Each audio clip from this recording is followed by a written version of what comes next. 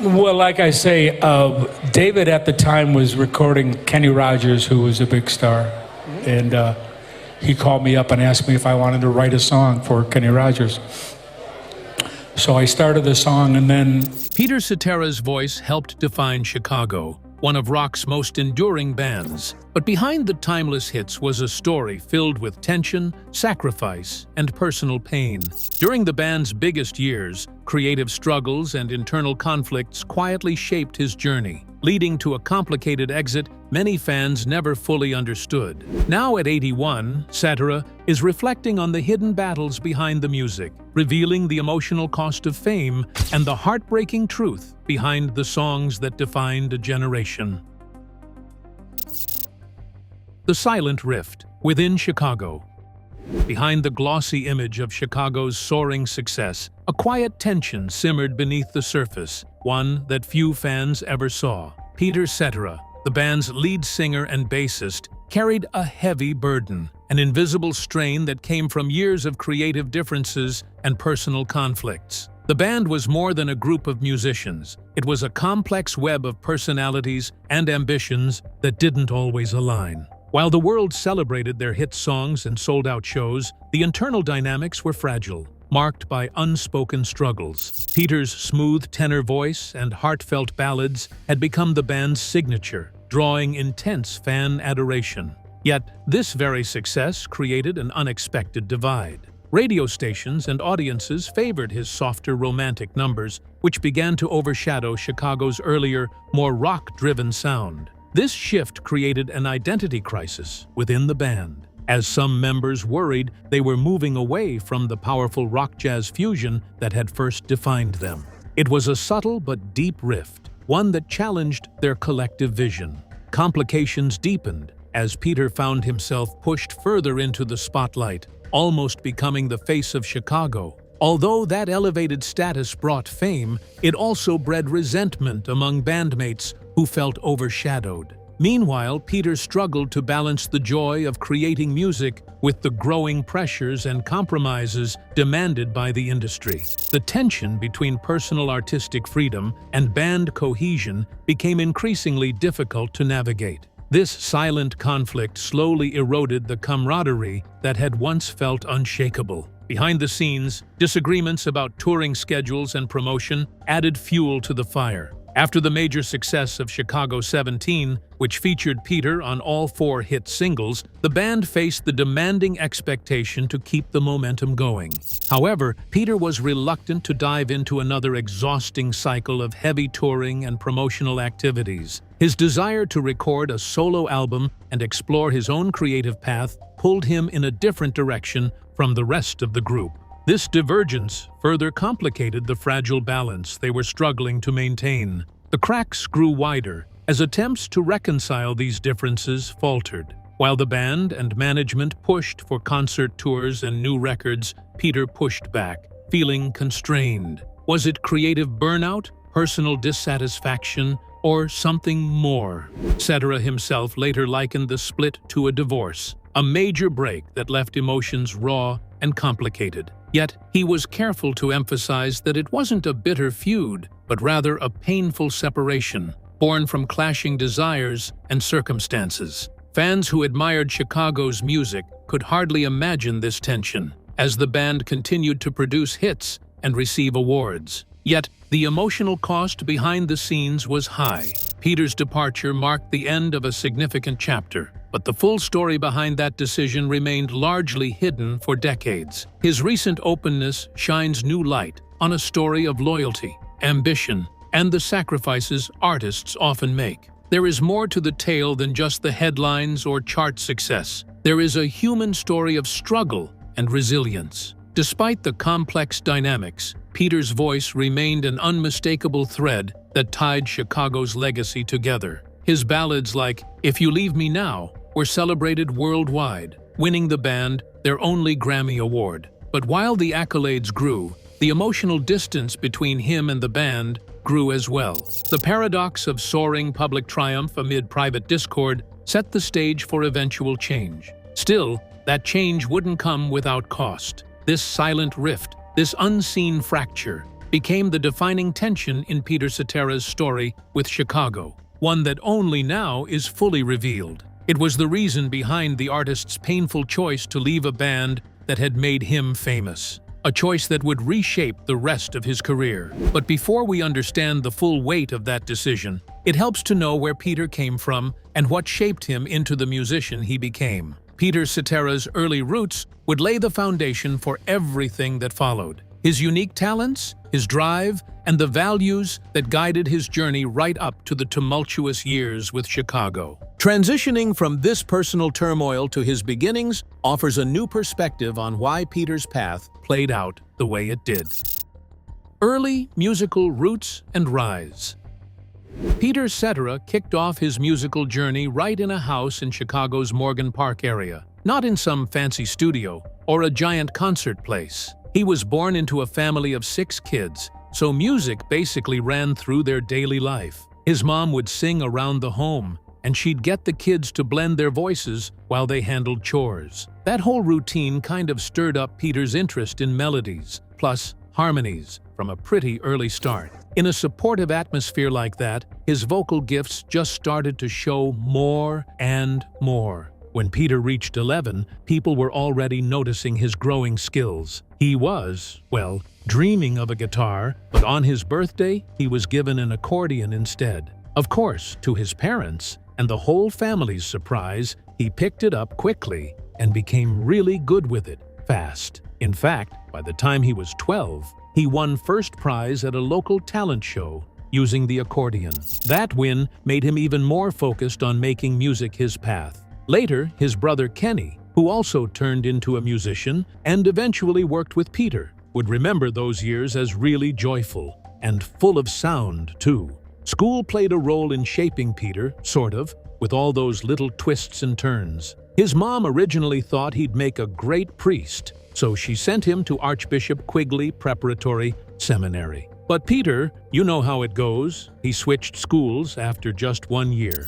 He ended up at Mendel Catholic Prep High School instead. At Mendel, he found fresh social and musical angles, and it pushed him to take music more seriously, like for real. Seeing bands like the Rebel Rockers at a club not too far from home lit something in him. He decided to grab an acoustic guitar and, well, try his luck on stage. Pretty quickly, Peter moved his focus to electric bass. He hooked up with a few guys in The Exceptions, a really well-known Midwest rock band during the mid-1960s. That's where Peter got some early wins in music, the kind you can't fake. The group put out singles and even a sort of uncommon 5-song EEP. The standout was the track Come On Home. It didn't just get airplay, it also gave Peter his first songwriting credits. He shared the credit with his bandmates, and honestly, it helped him understand how important the whole team thing is, plus the business side of music, even if it feels a bit less glamorous. Then there were his influences from rock and roll legends like Bo Diddley, Ritchie Valens, and the Beatles. His sound blended rock, pop, and soul. The Beatles in particular really fueled his dreams and helped him shape a voice that felt truly his. As for his bass playing, critics and other musicians kept talking about it. His bass had both drive and melody, and it turned him into a solid, complete musician, not just someone who plays the notes. Yet, challenges popped up too. When The Exceptions, his group, steered toward psychedelic rock, Peter bailed out because it wasn't what he wanted exactly. The band changed names to Aorta and got picked up by a major label for their psychedelic sounds. And that was something. But Peter stayed true to himself and pursued a mix of rock and horns which he adored. In the end, sticking to his guns set him on a seriously awesome path in music. In 1967, Peter discovered a band called The Big Thing, and soon it was renamed Chicago Transit Authority. He was drawn to their bold brass section and this rock fusion vibe. Within 2 weeks, he jumped at the chance to join them, and that move boosted him from national notice to global fame.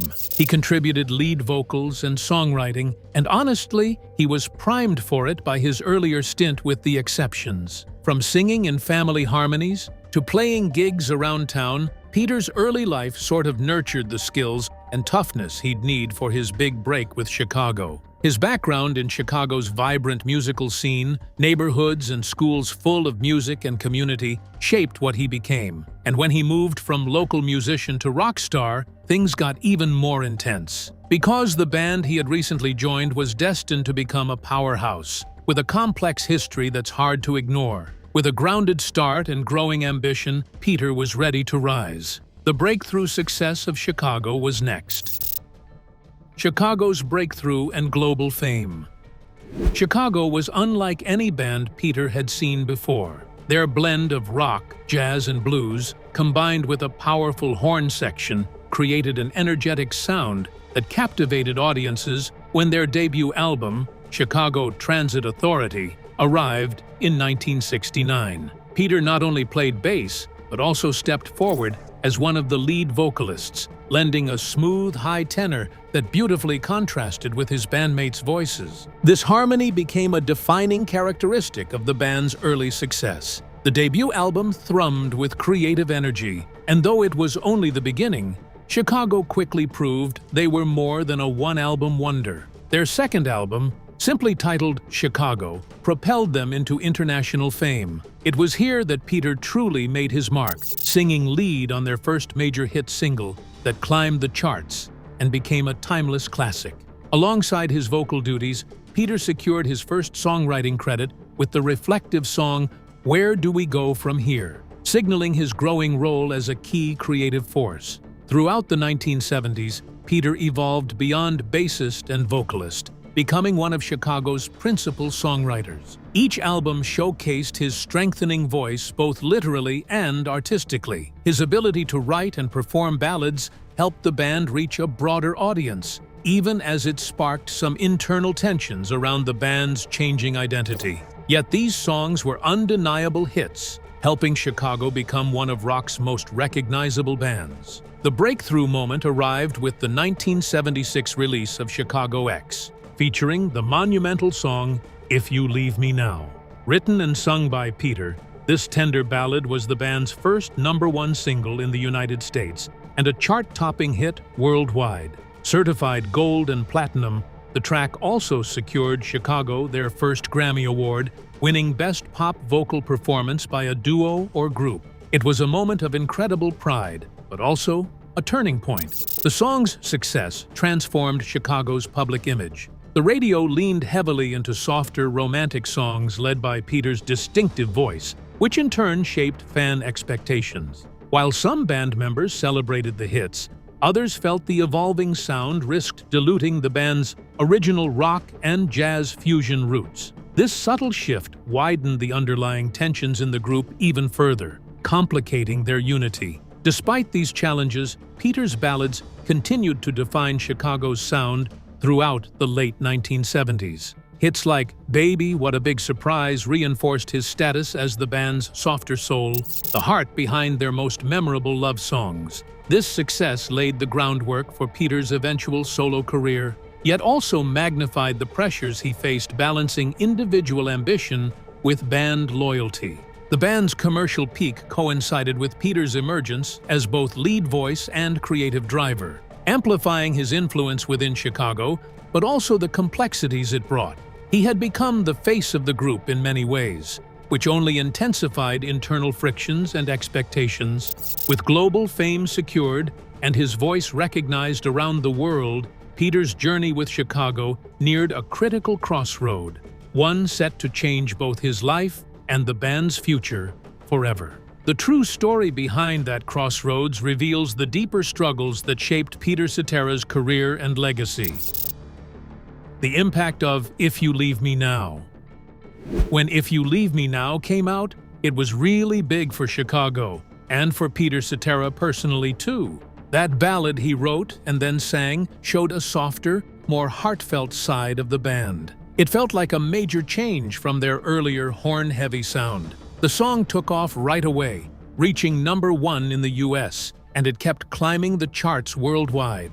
Not only did it take home gold and platinum certifications, but it also kind of grabbed Chicago their first Grammy in 1977 for Best Pop Vocal Performance by a Duo or Group. That Grammy win was a real big accomplishment. It really showed off Peter's forceful vocals and the way he wrote songs. Folks seemed to really connect with the lyrics and that gentle, easy tune. It truly landed with about anyone who heard it. As a result, the track helped the band grow in popularity across the world. Yet, despite all that praise, it also flipped the way fans and the music industry viewed Chicago. People started to see them differently, like immediately. All of a sudden, radio stations and listeners latched onto Chicago's softer and more romantic ballads, especially the ones where Peter's distinct tenor voice was up front. Even though this did boost their audience, it also shifted the group's musical identity in ways that unsettled some members. At first, Chicago was known for blending lively rock with lush jazz textures, mostly because of their really solid horn section.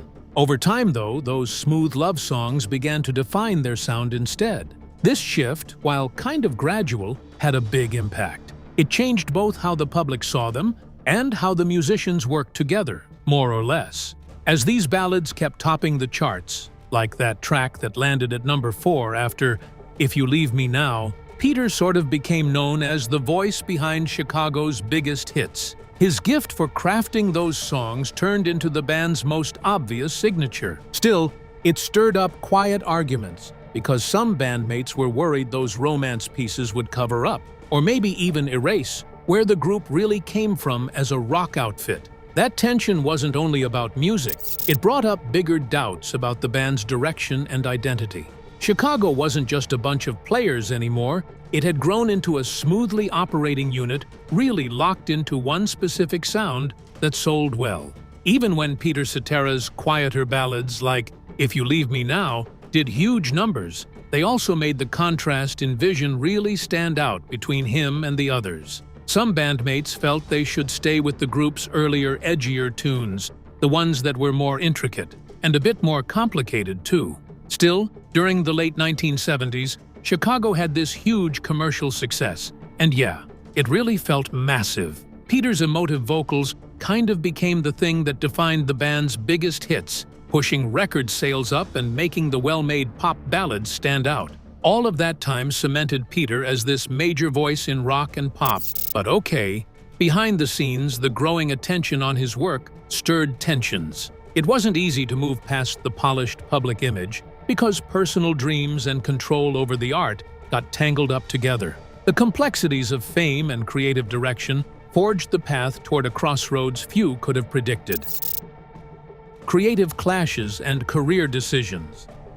The pressure to maintain success following Chicago 17's overwhelming commercial performance weighed heavily on the band, but especially on Peter Cetera. Chicago 17 went on to become their biggest-selling album, featuring 4 hit singles, all sung by Peter, 3 of which he co-wrote. While this high point confirmed his influence within the band, it also intensified underlying tensions about the group's direction and the demands of their grueling touring schedule. Peter found himself at odds with the band and management over what came next. After the Chicago 17 tour, the rest of the band was eager to launch another tour and begin work on a new album, pushing forward with the momentum they had built.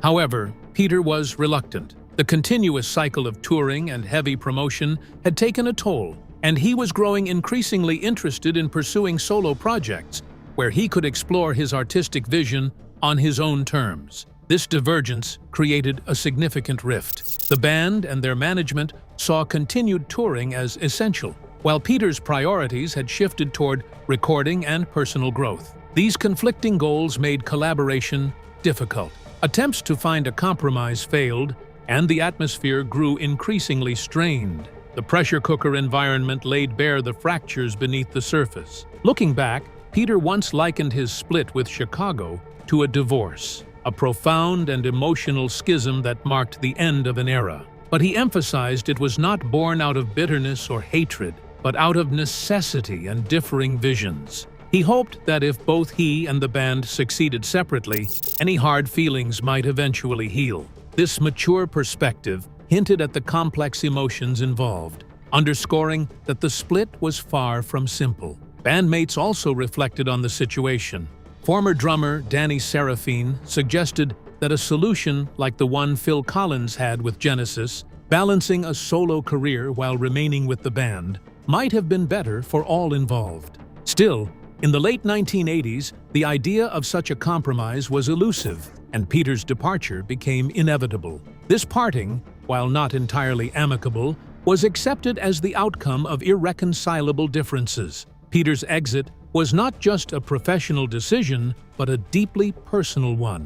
After 18 years and 17 studio albums with Chicago, he stepped away to channel his energies into a solo career that would bring him its own distinct success. Yet, the emotional cost lingered. He often compared leaving Chicago to ending a significant relationship, a process that reshaped his life and legacy. The aftermath of this split would lead Peter into a new creative journey, marked by notable success and personal growth. Solo success and personal growth. After he left Chicago, Peter Cetera kind of went solo and showed he could manage on his own. His first album in 1981 didn't really catch on the way they thought it would. It peaked somewhere around number 143, so yeah, not huge. A big part of it was that Columbia Records seemed to hesitate. They didn't want to fully push the release. They kept thinking if they promote it too much, Peter might just drop the band for good. Still, things got better once David Foster came into the picture.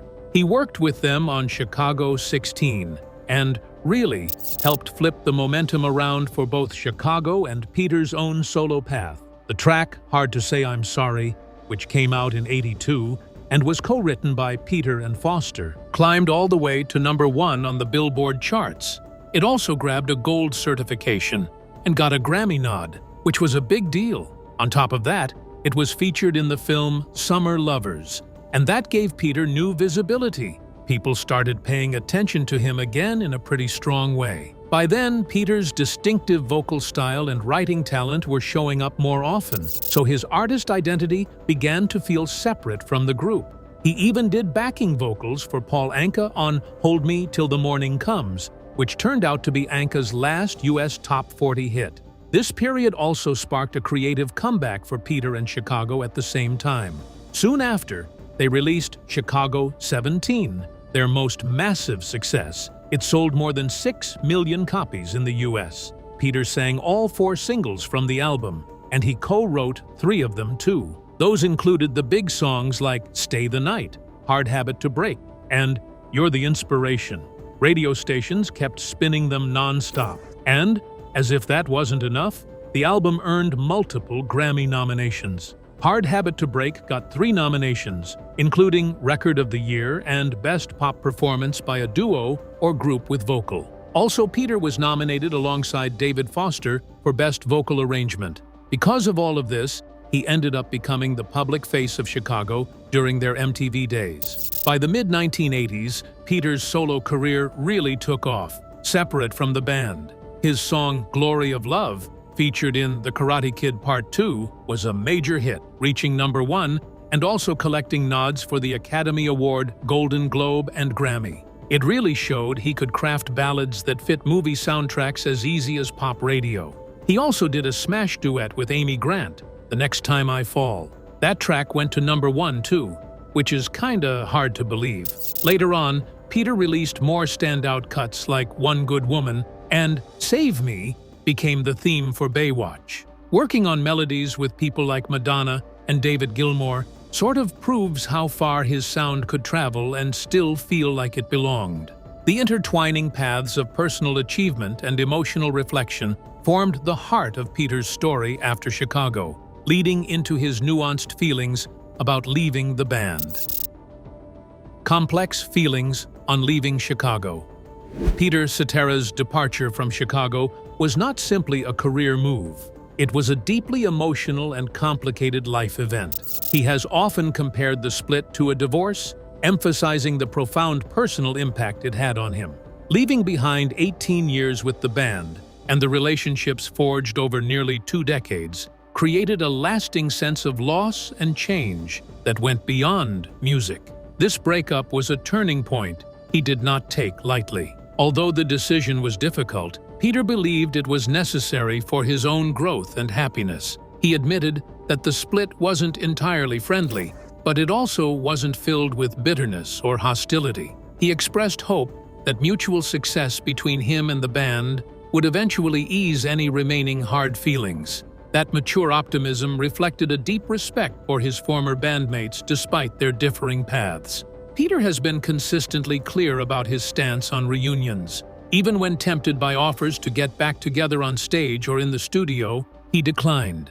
He described the departure as a major split, one that wasn't easily undone. Yet his use of the phrase "never say never" shows some openness to future possibilities, even if those seem unlikely today. This tension between finality and possibility mirrors the complexity of moving on from something so significant. In 2015, when it was announced that the original 7 members of Chicago would be inducted into the Rock and Roll Hall of Fame, there was speculation about a reunion performance. Initially, there was talk that Peter might join them at the ceremony. However, disagreements over performance details and planning led Peter to decide against participating. He explained his frustration openly, choosing not to attend the ceremony or accept the award in person. This decision made clear how difficult the parting still was on a personal level. Despite not participating in some official Chicago reunions or documentaries, Peter has maintained a respectful relationship with his former bandmates. He appeared in the 2016 documentary The Terry Kath Experience, honoring the late guitarist alongside other original members. This presence shows that while professional and creative differences remain, personal connections are not entirely severed. Peter's voice and bass playing continue to be lauded by his bandmates and music critics alike. Known for his remarkable range and soulful tone, he is often called one of the best singers Chicago ever had. Even after his departure, members like Walter Parazater and Robert Lamb praised his vocal and instrumental talents. His Grammy-winning voice on hits like "If You Leave Me Now" remains iconic and celebrated widely in pop culture. The story of Peter's complex emotions around leaving Chicago serves as a reminder that behind the spotlight, artists face difficult choices that shape not just careers, but lives. Possibility of reunion and lasting legacy. Peter Cetera's relationship with Chicago stays kind of complicated even now. After he left the band, he often frames the split like some kind of divorce, so a real full comeback is pretty unlikely, at least for now. Still, he says, never say never, like there's this small, dim sliver of hope hanging around. When Chicago was inducted into the Rock and Roll Hall of Fame in 2016, fans had their hopes up for a reunion. But because of ongoing quarrels about performance details, Peter ended up backing out and skipping the event altogether. That said, Cetera hasn't fully erased his connection to the band. In the Terry Kath Experience documentary, he showed there are still personal ties with former bandmates. They're just sort of buried under a lot of tension. Even if official meetups are difficult, their shared history, it's hard, really hard to look past that. Peter's impact on Chicago is like super obvious, with his big voice, really solid bass work, and the way he could write songs he helped mold that band's overall kinda awesome sound. Old bandmates and critics keep going back, praising his unbelievable talent and how much he mattered to their success. Yeah, songs like "If You Leave Me Now," "You're the Inspiration," and "Glory of Love" are still getting featured in movies, TV stuff, commercials, and cover versions, so his voice just keeps popping up for new listeners non-stop. Also, people respect him not only for singing, but for those serious bass chops and for songwriting. He's even in the Songwriters Hall of Fame. His departure from the band was messy and honestly never fully settled. Even so, Peter Cetera left this huge footprint inside Chicago and beyond it. His whole story kind of shows how brutal creative partnerships can get, what fame takes from you, and how much courage it takes to step onto your own road. His songs will stay tied into mainstream music for good, no question. Peter Cetera's journey with Chicago reveals a powerful story of talent, tension, and transformation. From soaring chart toppers to personal crossroads, his legacy blends unforgettable music with human resilience. If you found this exploration illuminating, please like and subscribe for more stories behind the music legends who shaped our world.